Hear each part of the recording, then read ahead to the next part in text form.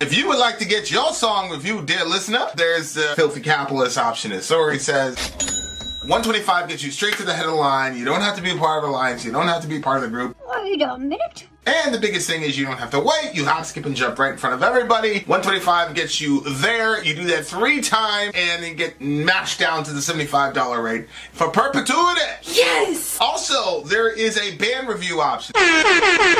So if you've got a band and you're trying to get your band some exposure, hit me up at vinsori@gmail.com, and I'll show you the details about how to pull that off. You can also jump on Patreon, and there is a option on the tiers to be able to get your band reviewed. Yep. Obviously, we can't lie to you, so we can't guarantee a positive review. Get what you get. It's just rubbish. Rubbish. Rubbish. That's British for garbage. My favorite is a community option. $1 at the gate gets you in a Patreon. You get to join an alliance. The alliance joins their points together, and that helps determine what songs that we do.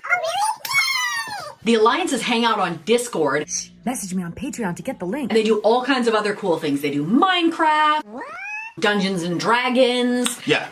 It's really a community within the community. Anybody can go on the village, facebook.com/Vin and Sori. There's 160,000+ people on the channel. What's cool about the Discord is that it offers a real opportunity for community connection, friendship, that type of thing. And it's on Discord, so if you're not a Facebook person, it's for you. You start off at $1. Right. Plus you get exclusives. Sori and I are working on a song. So the first 15 seconds of that was on Patreon. Also, at $15 tier and above, when we actually debut the video, they're going to be there live with us. There you are, dear listener. Buy our merch. Buy our merch indeed, a child shall lead them. My partner in crime, or my partner in grime is disposed at the moment, but we will continue, dear listener. This is, as you can see, the different sky stream. So like every band that we're looking at is under a different sky, meaning a different country. We just got done I don't know where this band came from, and I don't know where this band comes from, but this is Nechochwen, Across the Divide. Is there a little thingamajiggy? Yes, there is. One of my current favorite bands, this is from Kellendross, Nechochwen, is a 2-man project from West Virginia, USA. Their style is best described as black and folk metal, which is so unique about them. What is so unique about them is that all their songs deal with stories, myths, legends, and trials of the Native Americans. I'm unsure if either of the two of you have Native American blood, but their love and respect for the people and culture is very evident. This is from their brand new album, Kenawa Black, and their 4th studio album. Did he put the lyrics there? No. Damn it, I can't find the lyrics anywhere. Really? Okay. All right, well, Kellen, if you could just send it to me in the email, that would be... Did Kellendross say he has them? I don't know, I'm just assuming he does. Okay. All right, guys, and I want to make sure I'm pronouncing it correctly, but is it Nechochwen? Some additional info. The band is 2 guys, both Native American ancestry from the Lenape tribe, I think is how you do it. Shout out to Vicarious Jambi in the house.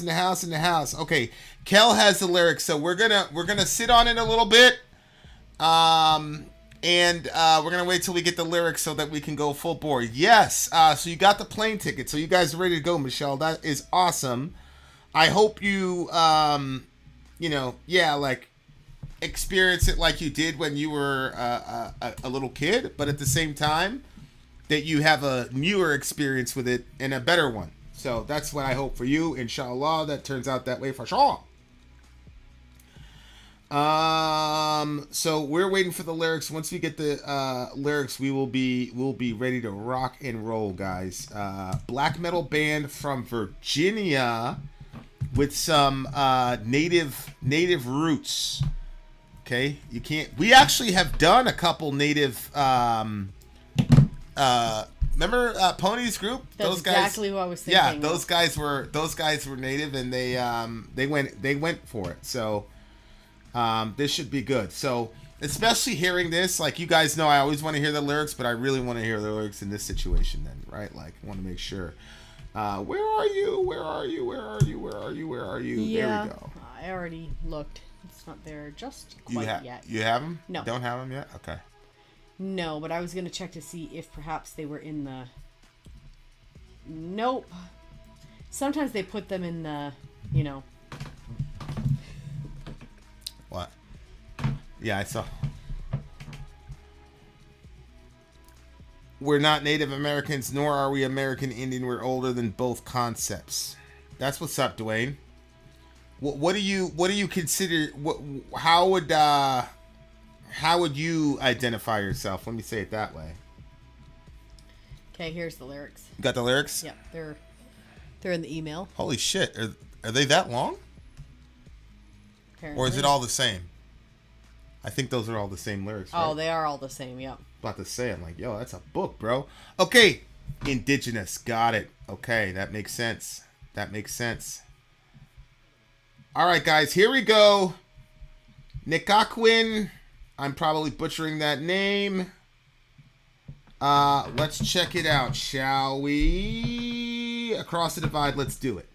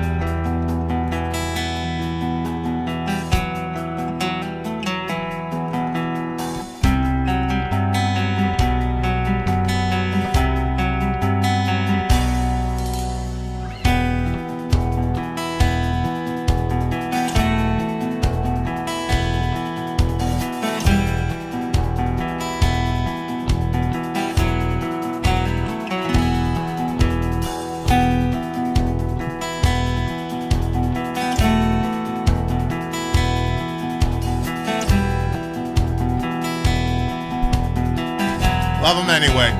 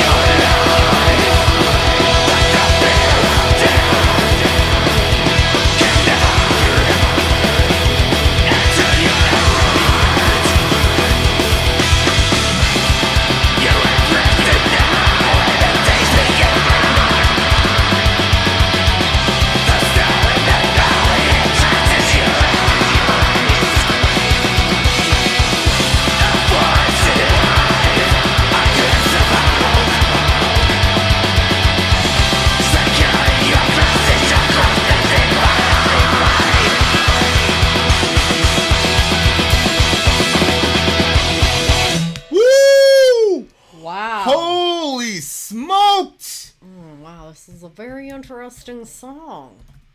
Oh my goodness gracious. That was the song of the night so far for me.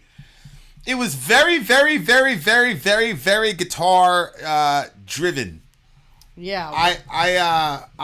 I love this song. Obviously, very, very guitar driven. They did such a good job. And yeah, the multiple vocal styles. I wish we would have ended on that clean thing, but it's all good. But what they did with the dueling guitars, and they were dueling guitars, and there were times when they harmonized and diverged. It was kind of like this in and out type of thing. Holy shit! I wish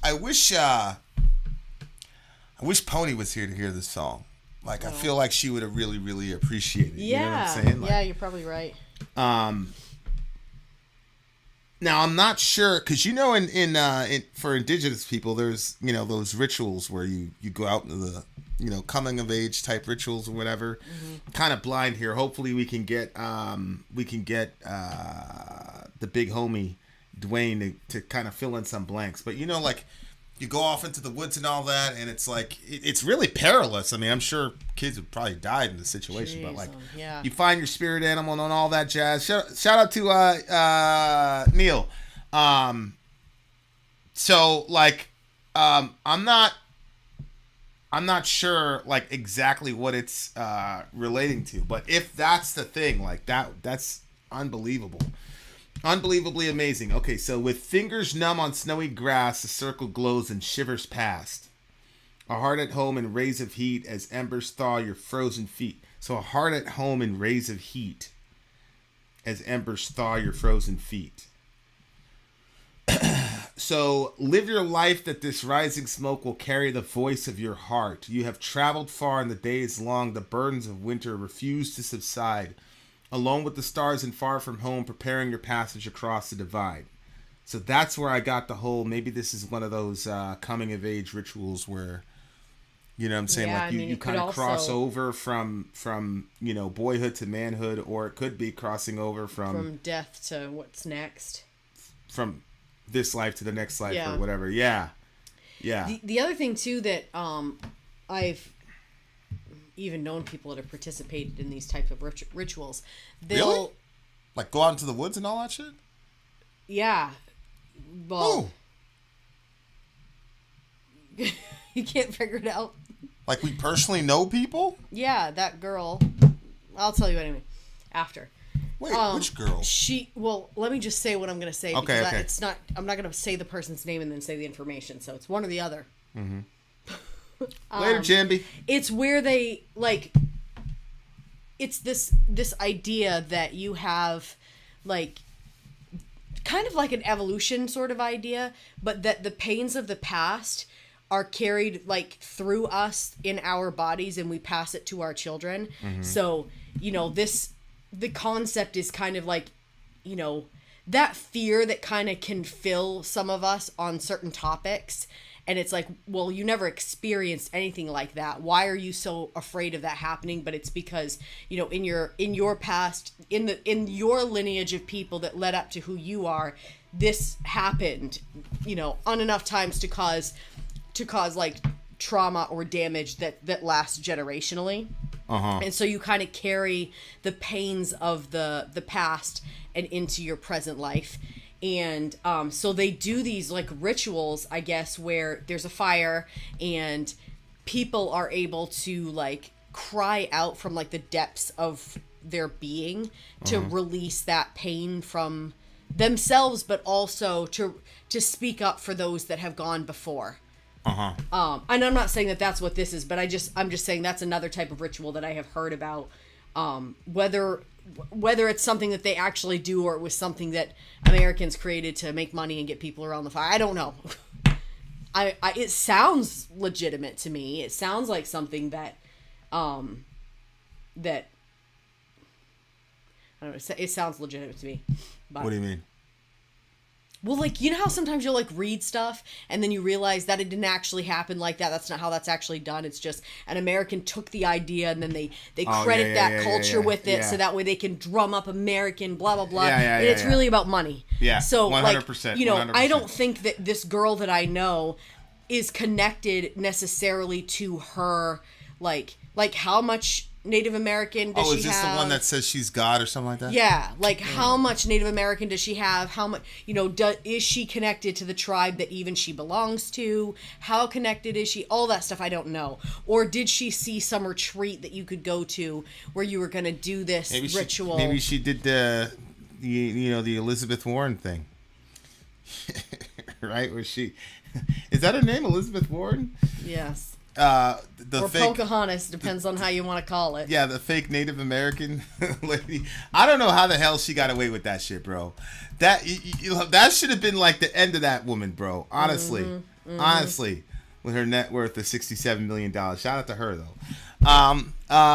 The Muskogee people do not share the ways of ceremony. It's quite complex. Yeah, I feel like a lot of them, like if they're like they don't owe us.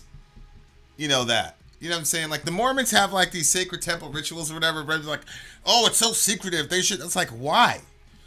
Like, these people don't owe us their rituals. They of course, they could... Like, listen, I got a lot of rituals that I don't tell anybody. Like, I don't owe that to anybody. So, it's a real... Like, when different groups of people, like, explain to you their rituals and things like that, like, that's a major, major honor, I think.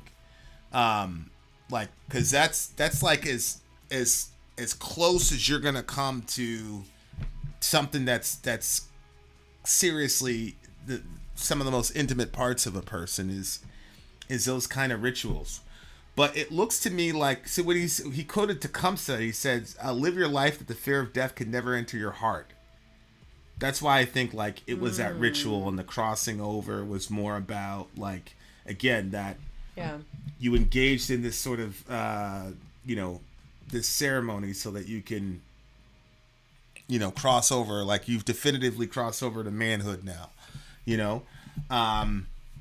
But that is a very...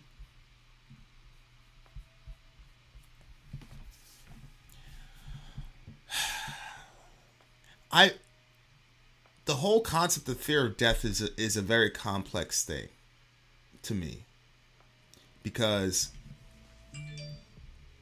it's like I was watching Lex Friedman. He's talking to this priest, and he was talking to the priest about resurrection. He goes, "Are you afraid of dying or whatever?" And the priest said, "Well, of course I'm afraid of dying. I don't know what's gonna, I don't know how it works. I don't know how my consciousness is gonna go from here to there, yada yada yada."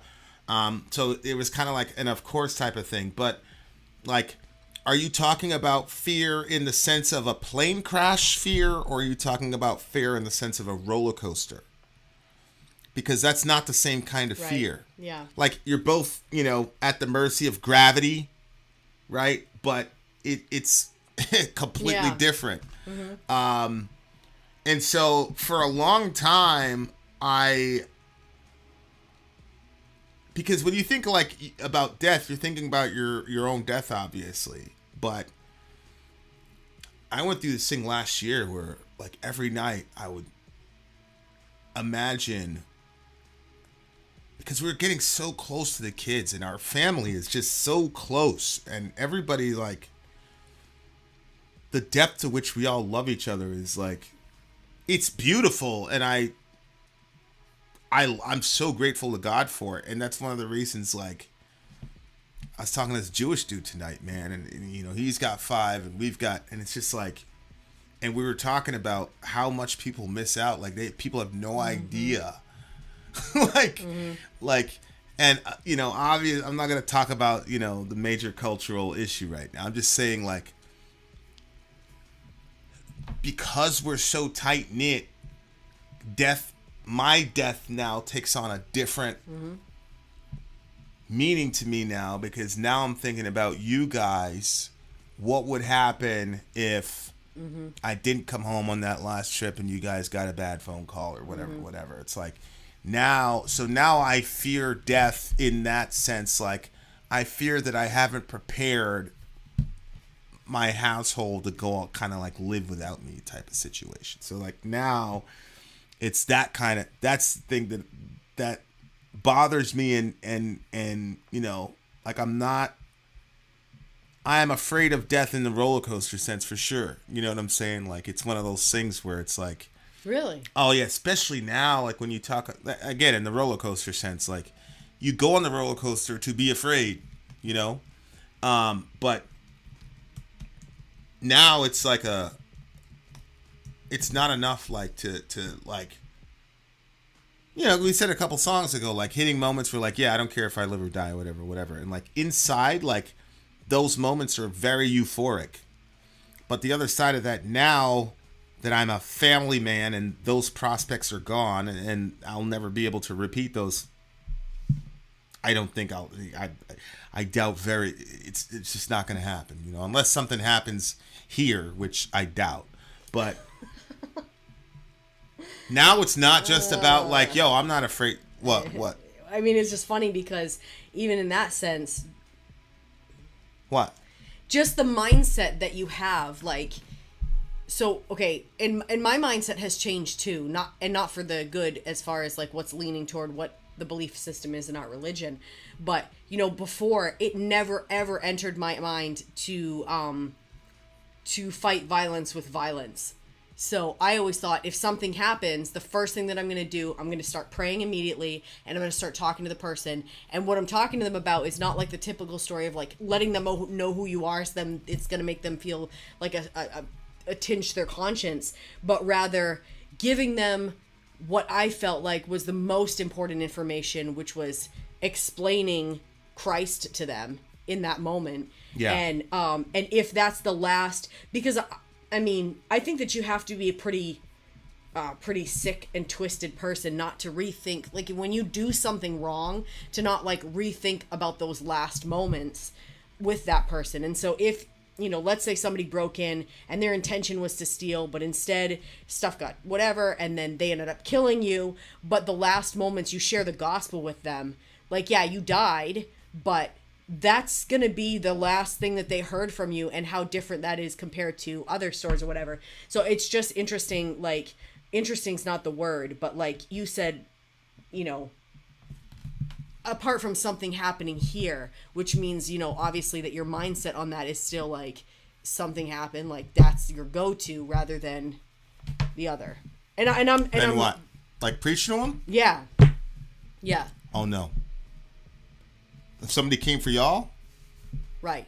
No, I'd send them off to the ANSO for sure. I know, and that's what I'm saying. I'm saying like that's still an area that has to be, and my mindset has changed on that too. Like where before I was like, no, I'm definitely going to use that, you know, whatever. Yeah, if it was me on the street, you know, God revealed this to me, you know, last year. You know, situation happened with Zoe. Yeah. And other situation happened, and I lost my mind, and I went, you know, I mean, whatever. You know, I asked for prayer, asked God to forgive me or whatever. But I know where I'm at, you know, realistically. Myself, I've been tested myself, and I'm pretty good with that. But you guys, I'm not. My relationship with Christ isn't at the point yet to where I would act the way that I'm supposed to act. You know what I'm saying? But I don't. Yeah, I mean. Yeah, but I'm not. I'm not sitting on some pedestal. I'm just saying. No. I don't think you're sitting on a pedestal, and that's why, like, I go out of my way to say this is where I have. I'm not complete yet, like, because I don't want to present some sort of Christianity or some image of myself that, you know, Jesus is about nonviolence, but I'm good to lay down my life for my enemies, but not for anybody that would harm you guys. And that also became pretty clear to me with the whole Uvalde situation, because one of the reasons I won't look into that is just because it just depresses me. But the other side of it is it just, you know, what happens in the mind and the things that you fantasize about, you know what I'm saying? And I find myself like drifting, like when your mind drifts and you're like, this motherfucker did this, and it doesn't stop with him too. It really, I told one other person, this, my best friend on the channel, and I told him, I said, I feel bad for that kid that killed those kids in Uvalde. I have no animosity whatsoever toward that Ramos kid at all. All of my hate is toward those officers. Like, literally 100% of it is toward them and not even that Ramos kid. Yeah. Like, to me, that guy, he's a kid himself. In our culture, I'm surprised that it doesn't happen every day in this fucking culture that we're in right now. People are so disconnected, especially, I'm sorry, but boys. You know, there are so... That's why I appreciate rituals like this. Yeah. I read there was a really long involved one in Roots where Kunta has one of these, you know, when he turned 13, him and his boys, and they took part in this ritual. And it's so important for an older generation of men to look a younger generation of men in the eye and say, you're a man now. Yep. This is what it means in our culture to be a man. Mm-hmm. And you get this so many boys in this generation do not have this. There are no rituals like this. There's no line of demarcation that pushes you past adolescence to. And now, you're like, if you look at the stats, dudes are getting married at 25, 26, which is insane. Because the sweet spot for a woman to get pregnant is between 20 and 24. I just did that research because I have to. There's a real man crisis in our boy crisis in this country. Mm-hmm. And it's stuff like this. Like, look at just look at that. Live your life that the fear of death can never enter your heart. Like, this is something that a man tells a young man, you know. And I was watching one, I think it was the Maori people in New Zealand, and you know, they had those and there was a marriage ceremony. I cried my eyes out watching it because it was I remember this. It was the father-in-law talking to the son who just married his daughter. The guy just married his daughter. And they did the yada bada da da.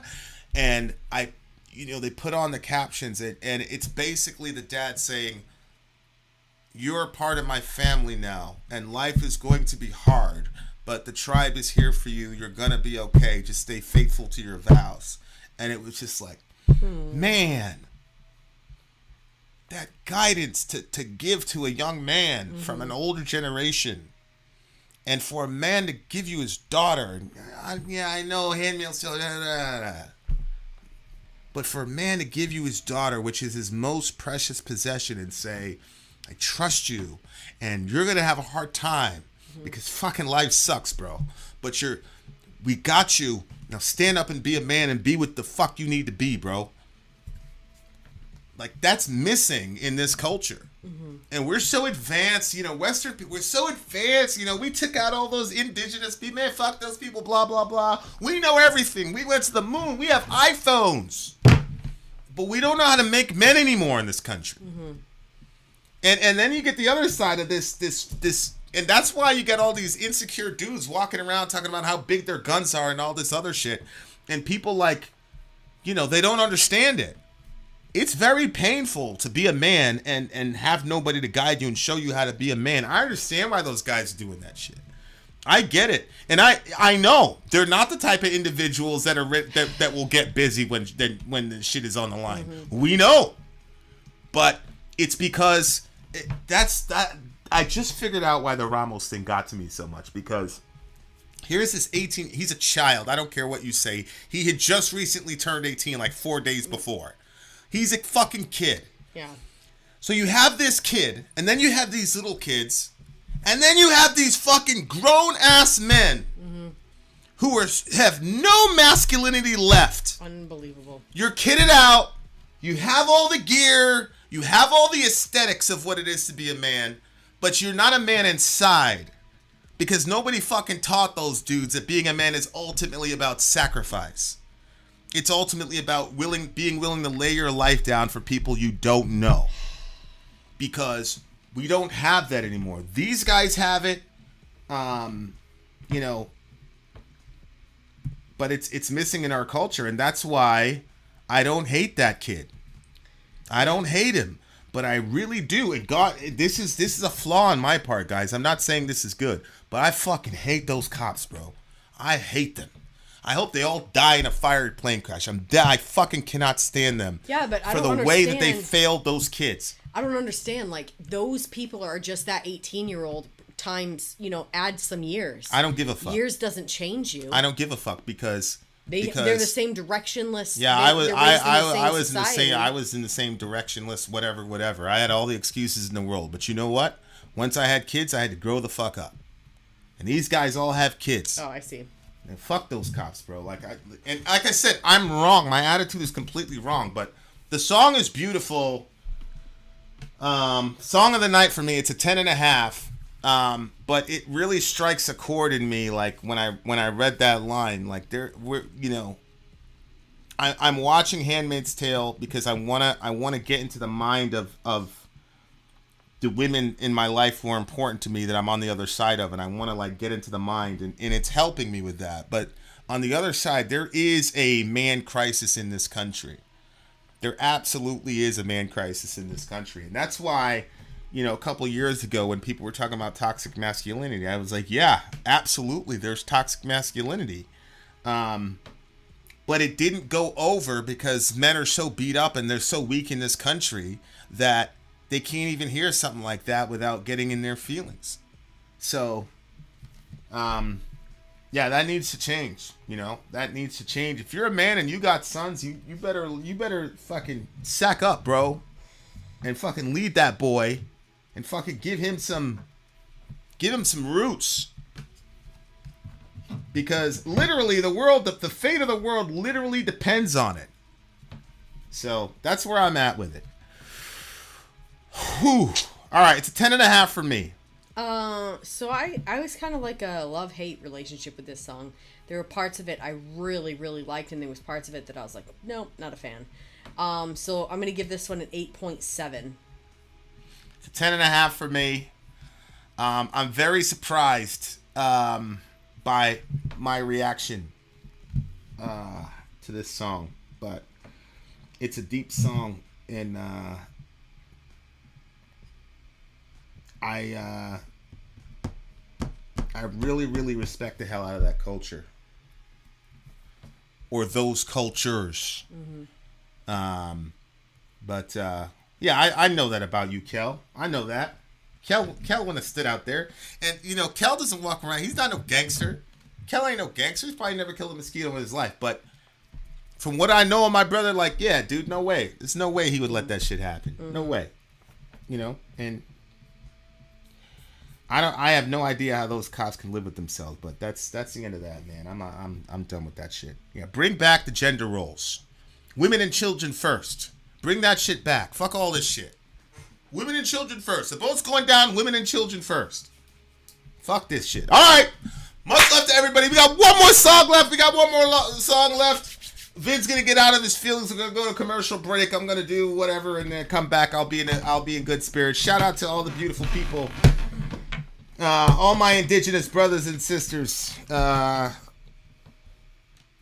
shit is never gonna die, bro. You guys are still inspiring people to this day. Like this, I'm really, really affected by this song. So it's a 10.5 from me. Much love to everybody. All right, one more song, guys. One more song. It's Vin out.